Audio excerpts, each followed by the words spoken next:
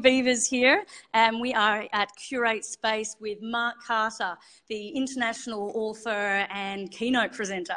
And you've worked in 40 countries around the world. Yes. 40, amazing. Yeah, 40, yeah. Wow. So it's a great honour to have you here. And what's also very exciting is Mark has just published a new book, Ignite Your Potential, and has launched it here in Curate Space in Melbourne last year. Well, it was only a few weeks ago, but it's a new year now. So tell us about your fantastic book, Ignite Your Potential. What inspired this new publication? Yes, it's my work. It's a field I've worked in for 20 years now. I've been wanting to write for a while. I started writing this book 14 years ago. This element I wrote 14 years ago. And then the structure of this 7 years ago, I conceptualized it. So it was time. This year, 2016, was time to just get it done and out. That was the main motivation, time to start getting it out there. Yeah. Wow, fantastic. So you've structured this book with quite a few chapters, and these are about the different elements of a balanced life. What is involved to really be able to ignite your potential, being having that whole complete balance in your journey. Yeah. So tell us a bit about how you came up with these chapters. Yeah, sure. So it took a while. It's 25 themes in total, all of which, if you work on them as an individual, it's for personal development, personal growth, peak performance, and you can apply them in business. So it just helps balance different parts of your life. They're sequenced for an order for a reason, almost like start within with self-confidence to outward stuff like collaboration and kindness. But you can dive in and work with any one or multiple at any different times. And the creative twist was tying it into, I love history and I love the background of history coming from Europe and working in Europe. So I tied it into tarot, the history of tarot. So it's like personal development tarot cards pretty much, which is what the artwork's all about. Fantastic.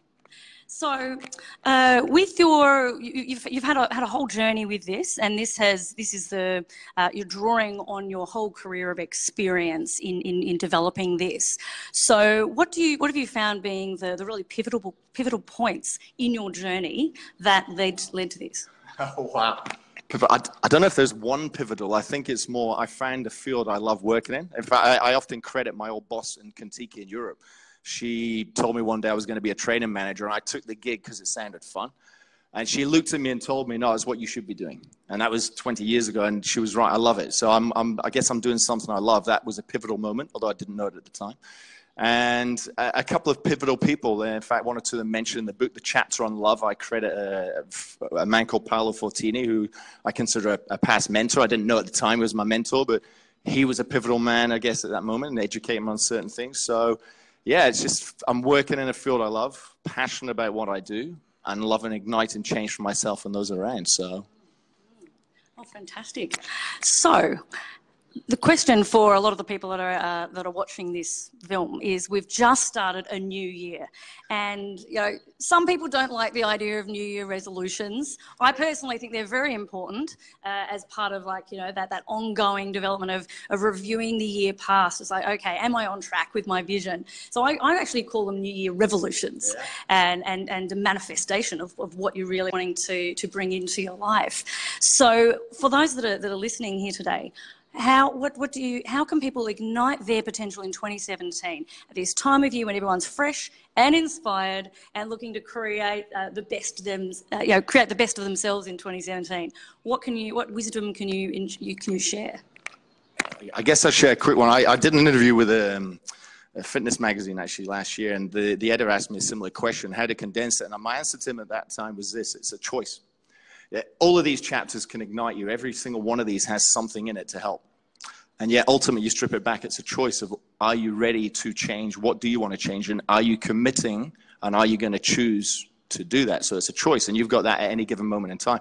I love what you said. Like, New Year just seems to be a chronologically nice time frame with which to set a resolution. Yet the reality is you can do that on any given day. Every day is the start of a new year. Every day is fresh. You get to start anew if you choose to. And so, it's make the choice and back yourself on making that choice in whatever it is that you're looking to change or inspire or achieve in your life.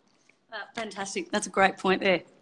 All right. So, and what are your aspirations for 2017?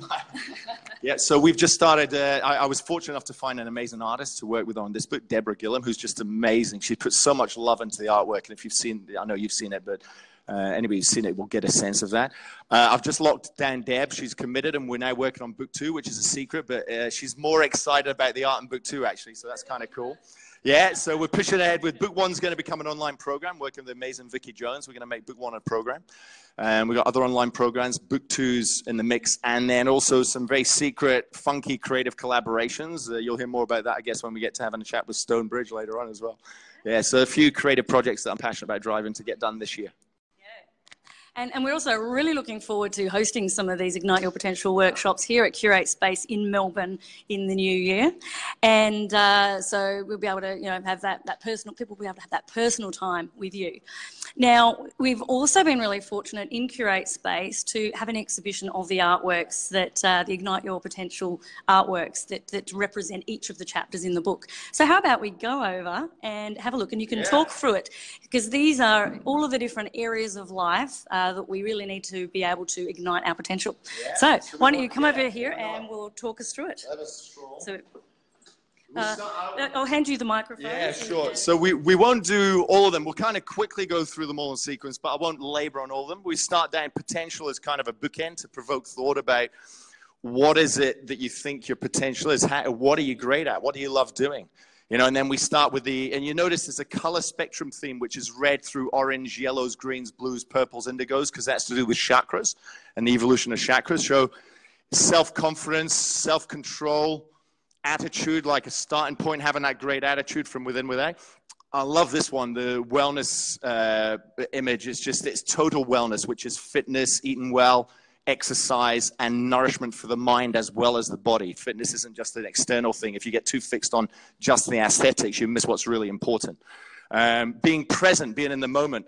Tonics, I have to say, this is one of my favorite artworks from this set, and I know Deborah as well, the artist. She loves this one. It's the wolf's eye of which wolf wins inside of you, the dark or the light. Is the one that you feed, and we all make choices of keeping either bad stuff, the toxins of our life, or we can choose the tonics at any given moment in time. You can see the yin yang in the eye there.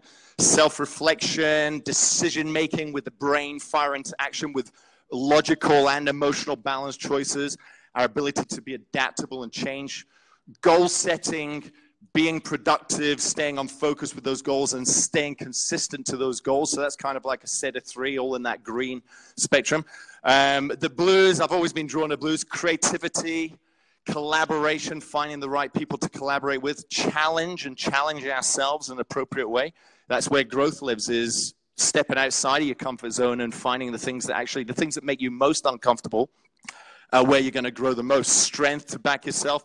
And for me personally, we're into the set of arts that I really love. And it's possibly because of the color spectrums, but more what they actually represent. It's really higher arcana, higher chakra stuff, acceptance of whatever it is in life, gratitude for all your experiences in life, being authentic. I spoke recently at a digital disruption conference, and, the whole thing with social media, I think people like just being on there, but is that a real representation? It's good just to be authentic all the time with what you're doing.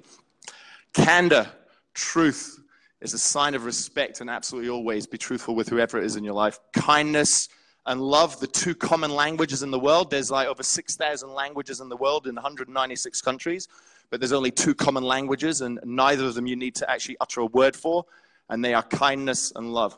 Kindness and love being languages the deaf can hear, the blind can see, and bring light to dark spaces. And a combination of working on all of these themes culminates in your overall character. And the final image here is passion. What is it you're passionate about? If you had no limitation of energy, resources, time, money, who are you passionate about? What are you passionate about? And what would you do? So that's a kind of very quick tour of the whole set. A beautiful set. And again, the artist, Deborah Gillum, just did an amazing job of bringing my vision to life for the book chapter. You can see them all in the book, and a set of personal development cards as well. There we go. Look at that.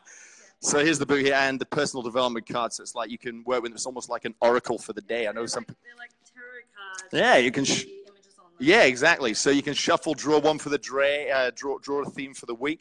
We've actually made a manual that's free, downloadable from the shop on my website to go with the cards. So you can get all this through the site. Okay, well, I'm really inspired by this, and because I'm very much see it as part of my practice. And one of the key things is, like you said before, it's something that you can do any day and every day. And when I do my resolutions, which I have done for the year, my revolutions, it is about then touching base with them, isn't it? Yeah. So it's am I on track? So it might be weekly or monthly, just touching base on, am I on track? Yeah. And do I want to pivot at this point? I'd say something as well, and that is that when you're working towards something, people can sometimes set too many goals or try and do too many things. And the same with these, but you don't have to try and work on all 25 of these themes all the time. Focus on the one or two that really resonate now. Because by working on only one or two, you're going to impact many of the others anyway. And once you've got those as a habit, and once you're in flow with those, you can start working on some of the other areas until you're growing in all the areas. So it's not focused on too many things, I think, is also one of the secrets. Well, I think it could be a bit daunting if you go, okay, I'm going to fix all these up today.